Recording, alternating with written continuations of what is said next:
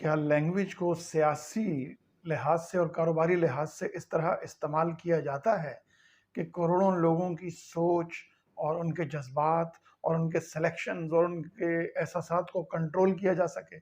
کیا ایک ہی واقعہ کے لیے یا ایک ہی حقیقت کے لیے دو الگ الفاظ استعمال کرنے سے اور کرتے رہنے سے اس واقعہ کے بارے میں لوگوں کی رائے وہی رہتی ہے یا غیر محسوس طریقے سے رائے اور سوچ بدل جاتی ہے؟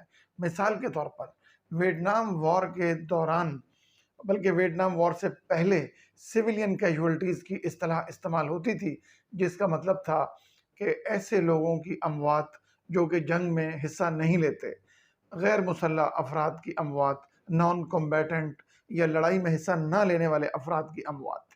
اس کے لیے سویلین کیجولٹیز کی اصطلاح استعمال ہوتی تھی۔ ویتنام وار کے دوران کولیٹرل ڈیمیج کی اصطلاح الیکٹرانک میڈیا اور پرنٹ میڈیا میں استعمال کی گئی۔ تو کیا ایک ہی حقیقت یا ایک ہی واقعہ کے لیے دو مختلف الفاظ یا مختلف اصطلاحات استعمال کرنے سے لوگوں کی رائے، لوگوں کی سوچ اس خاص واقعہ یا حقیقت کے بارے میں وہی رہتی ہے یا بدل جاتی ہے؟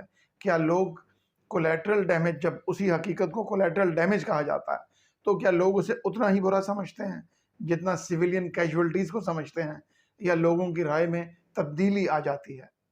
شیکسپیئر کے ڈرامہ رومیو اینڈ جولیٹ میں ایک موقع پر جولیٹ کہتی ہے "What's in a name? That which we call a rose by any other name would smell as sweet." اس کے برعکس مثال کے طور پر ہٹلر کا دعویٰ یہ ہے کہ اگر آپ ایک جھوٹ بار بار بولیں تو سننے والے اسے سچ سمجھنے لگتے ہیں۔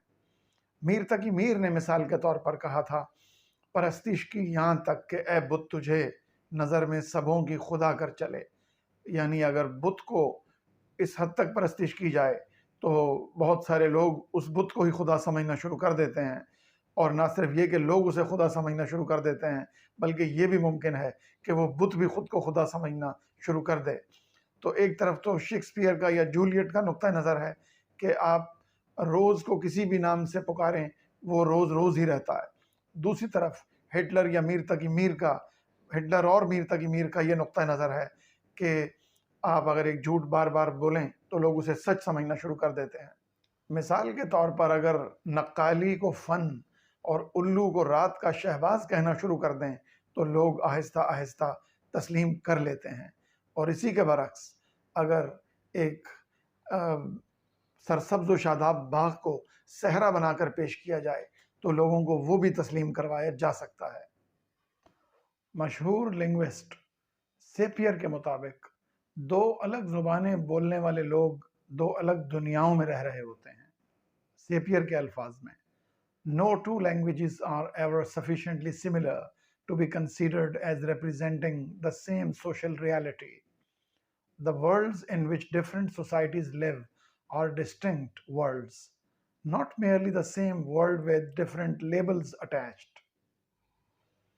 ایک نقطہ نظر تو یہ ہے کہ لینگویج محض حقائق کی آئینہ داری کرتی ہے، یعنی حقائق کو یا واقعات کو صرف ایک آئینے کی طرح ریفلیکٹ کرتی ہے، جبکہ دوسرا نقطہ نظر جو مثلاً سیپیر وورف جو دو لنگوسٹس ہیں ان کا نقطہ نظر یہ ہے کہ لینگویج حقائق کی آئینہ داری یا ان کی ریفلیکشن نہیں کرتی، بلکہ لینگویج حقائق کی صورت گری کرتی ہے، وہ حقائق کو شیپ کرتی ہے۔ تو ان دونوں میں سے کون سا نقطہ نظر زیادہ درست ہے؟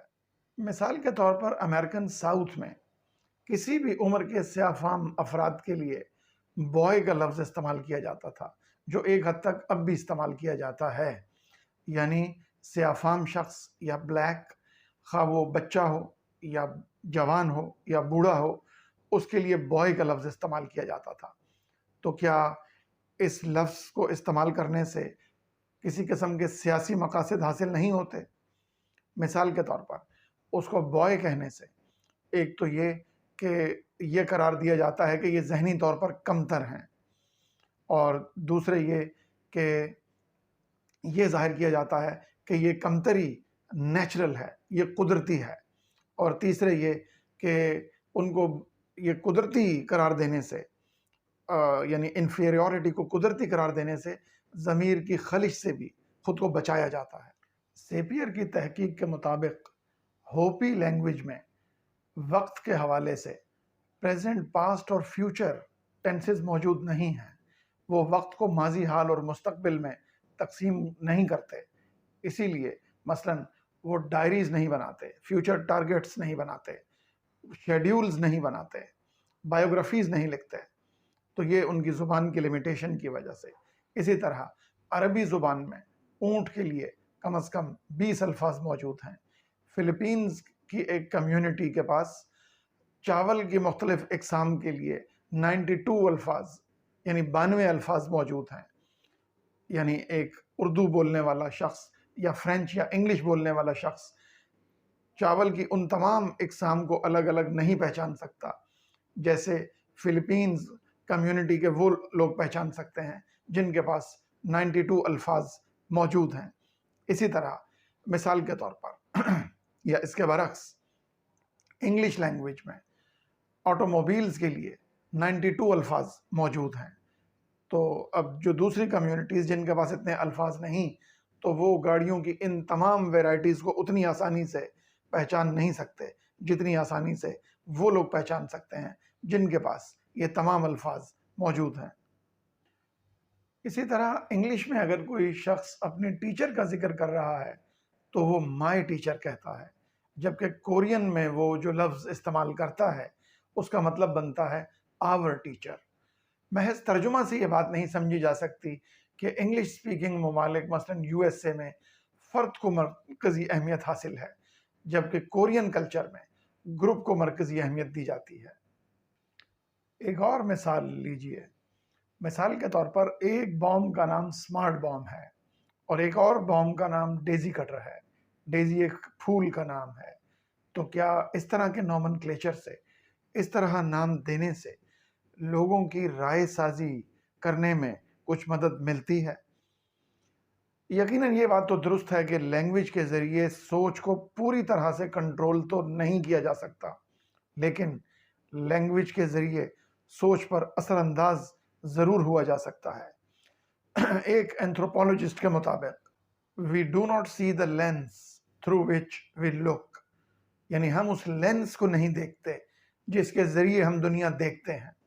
جیسے آنکھ کے ذریعے ہم دنیا کو دیکھتے ہیں لیکن آنکھ کے ذریعے آنکھ کو نہیں دیکھ سکتے، اسی طرح کافی حد تک لینگویج کے ذریعے ہم دنیا کو دیکھتے ہیں لیکن خود لینگویج کو دیکھنا یہ خاصا مشکل کام ہے۔ آج کے اس سیشن میں ہم نے لینگویج کو دیکھنے کی ایک حد تک کوشش کی ہے۔